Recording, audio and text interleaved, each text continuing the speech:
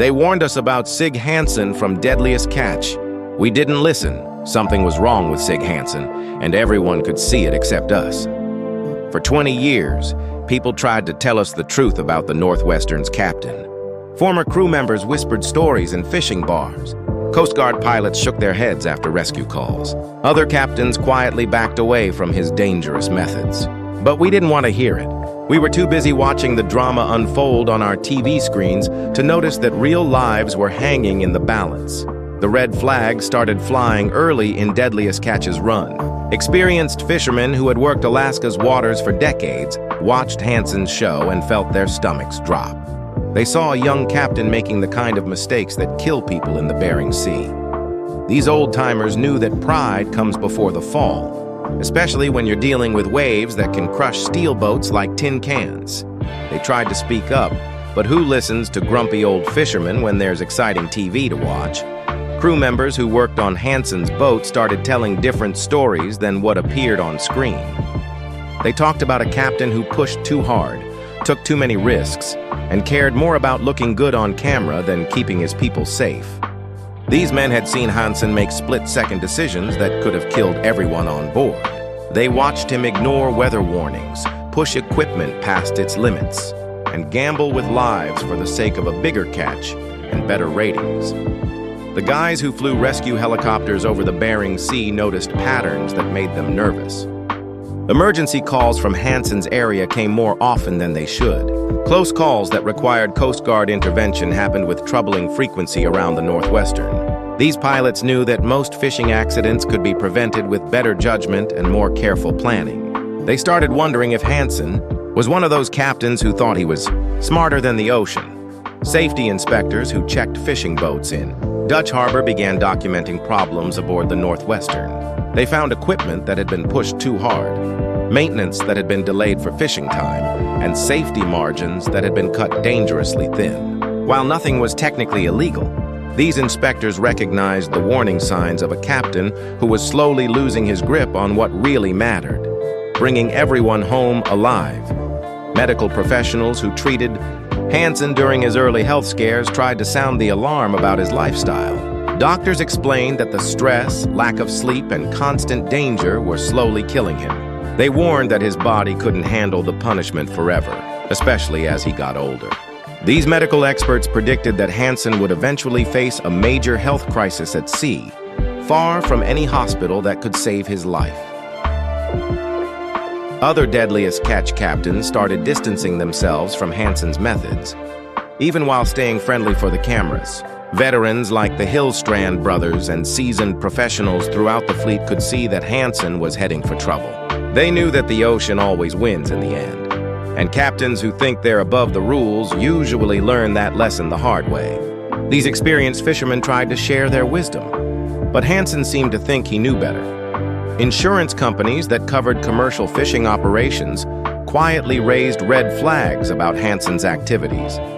Number crunchers who analyzed accident data noticed that boats operating under Hansen's command had more incidents than similar vessels in the same waters.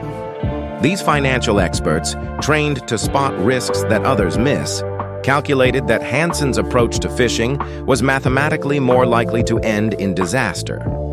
When other fishing boats sank during Hansen's career, industry experts pointed out the similarities to Hansen's own risky behavior.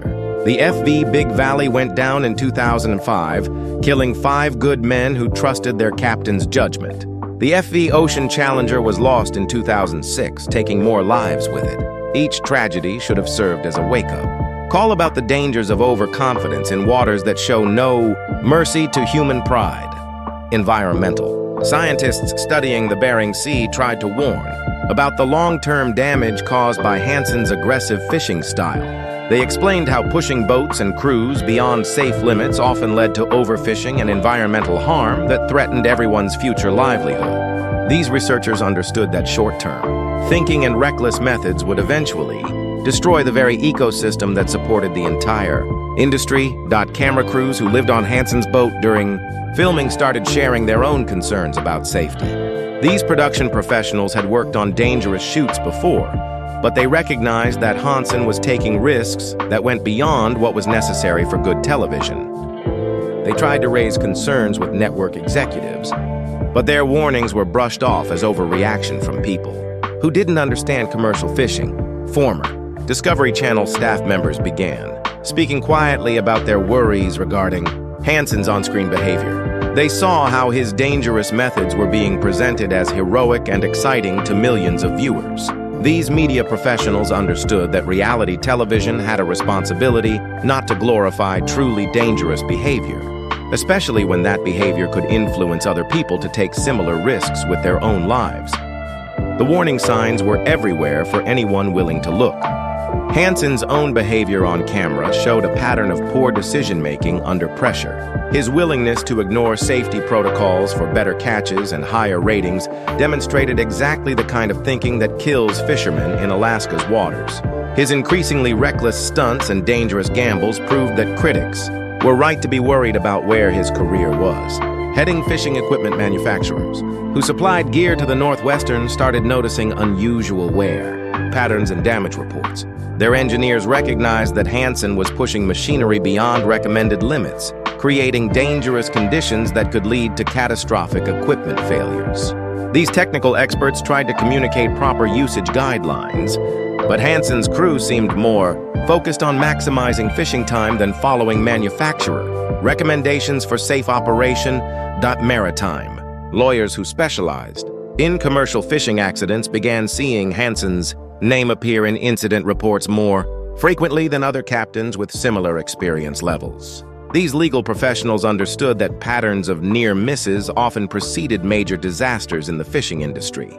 They tried to warn colleagues about potential liability issues, but their concerns were dismissed as lawyers, trying to create problems where none existed. Meteorologists, who provided weather forecasting services to the Bering Sea. Fishing fleet noticed that Hansen often ignored their warnings about dangerous weather conditions. These scientists understood that weather prediction in Alaska's waters could mean the difference between life and death. They watched with growing alarm as Hansen repeatedly pushed his boat into storms that other experienced captains avoided, gambling with lives for the sake of television drama and fishing profits. Veteran documentary filmmakers who had covered dangerous occupations expressed private concerns about the way Deadliest Catch was being produced and edited. They understood that reality television had a responsibility to show authentic situations without encouraging unnecessarily risky behavior. These media professionals worried that the show's editing style made Hansen's dangerous decisions look heroic rather than reckless, potentially influencing other fishermen to copy his methods. Marine biologists studying crab populations in the Bering Sea tried to warn that Hansen's aggressive fishing methods could damage the long-term sustainability of the ecosystem. They explained how overfishing and habitat destruction caused by reckless fishing practices threatened the very species that supported the entire industry. Their research showed clear connections between short-term thinking and long-term environmental disaster, but these warnings were ignored in favor of immediate profits and television ratings. Former Northwestern crew members who had quit Hansen's operation began sharing stories about workplace conditions that bordered on dangerous. These experienced fishermen described a captain who was increasingly driven by ego and greed rather than sound judgment. They talked about close calls that never made it onto television, incidents where luck rather than skill prevented tragedy. Many of these men stopped working for Hansen not because of money or personality conflicts, but because they feared for their lives. Coast Guard rescue personnel stationed in the Bering Sea developed unofficial protocols for dealing with emergency calls related to Hansen's operations. These brave men and women who risked their own lives to save fishermen in distress noticed patterns that suggested Hansen was taking unnecessary risks. Rescue helicopter pilots began discussing Hansen's methods during safety briefings, using his incidents as examples of what not to do in dangerous waters. Marine safety instructors at commercial fishing academies started using Hansen's televised mistakes as teaching examples for new fishermen. These educators recognized that Hansen's high-profile errors provided valuable lessons about the consequences of poor decision-making at sea. They tried to use his fame as a platform for teaching proper safety protocols, but their efforts were often overshadowed by the glamorous portrayal of dangerous behavior on television. Mental health. Professionals who specialized in high-stress occupations expressed concerns about the psychological toll that Hansen's lifestyle was taking on him and his crew. These experts understood that chronic stress, sleep deprivation, and constant danger could lead to impaired judgment and increasingly risky behavior. They warned that the combination of television, pressure, and fishing stress could create a dangerous feedback loop that would eventually result in tragedy. Equipment safety engineers who designed crab fishing gear started receiving reports about modified equipment aboard the Northwestern that violated manufacturer specifications. These technical experts knew that altering safety equipment to increase fishing efficiency often led to catastrophic failures. They tried to communicate proper usage guidelines and safety protocols, but their warnings seemed to fall on deaf ears as television ratings and fishing profits took priority over crew safety. Former television production staff who had worked on early seasons of Deadliest Catch began sharing stories about their concerns regarding Hansen's escalating risk-taking behavior. These media professionals had witnessed the gradual transformation of a skilled fisherman into someone who seemed addicted to danger and television fame. They described a captain who was losing sight of fundamental safety principles in pursuit of dramatic television moments in fishing success. Now Hansen's own words have confirmed what his critics knew all along. His confession about injuring a crew member due to his own carelessness validates every concern that experienced fishermen had raised over the years. When Hansen admits that ego and greed clouded his judgment, he's proving that his former employees were telling the truth about dangerous working conditions aboard the Northwestern. The heart attack Hansen suffered at sea was exactly what doctors had been predicting for years. His admission that he should have quit fishing long ago shows that medical professionals were absolutely right to worry about his health in such a demanding job.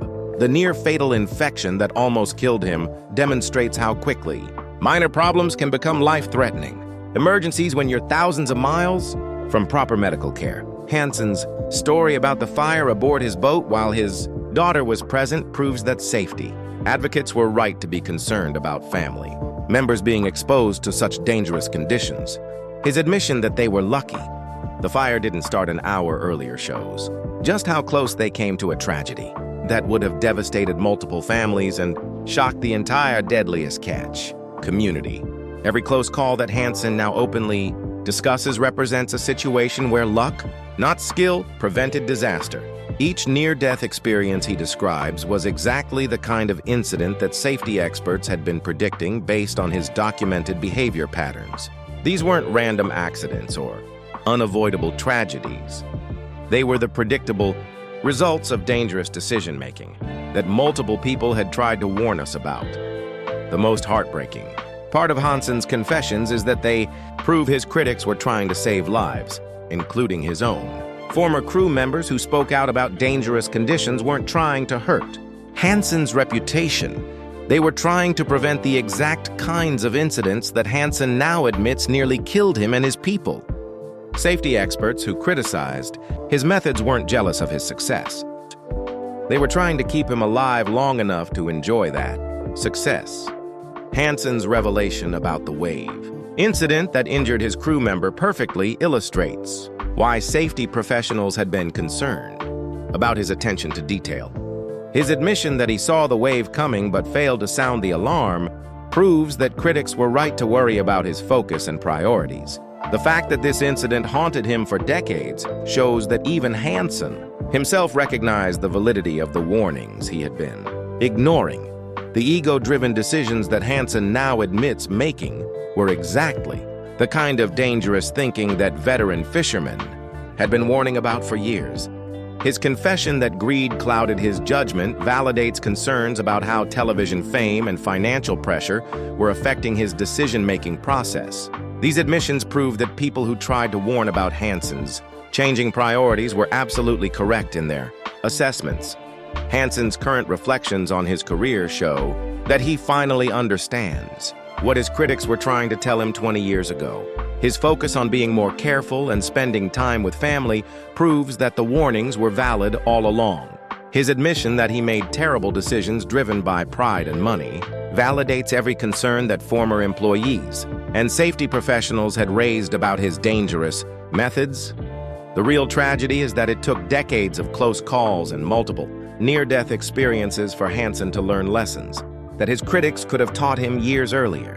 We ignored the warnings because we were entertained by the danger and impressed by the success. We didn't want to hear about the human costs because that would have spoiled our enjoyment of the show. The fishing industry, television producers, and millions of fans all share responsibility for enabling behavior that we now know was genuinely life-threatening. We were so caught up in the excitement that we failed to listen when people with real expertise tried to warn us about the consequences of Hansen's approach to commercial fishing. The warning signs were there from the beginning, visible to anyone willing to look past the entertainment value to see the human costs. Hansen's story should serve as a lesson for everyone involved in dangerous work, reality television, and the audiences who watch this content. When experienced people raise safety concerns, when former workers speak out about dangerous conditions, when experts warn about risks, we need to listen before tragedy strikes, not after. The people who tried to warn us about Sig Hansen weren't trying to ruin anyone's fun. They were trying to save lives. The warnings were there all along, but we chose excitement over safety. Subscribe now to learn what other reality TV stars are hiding before it's too late.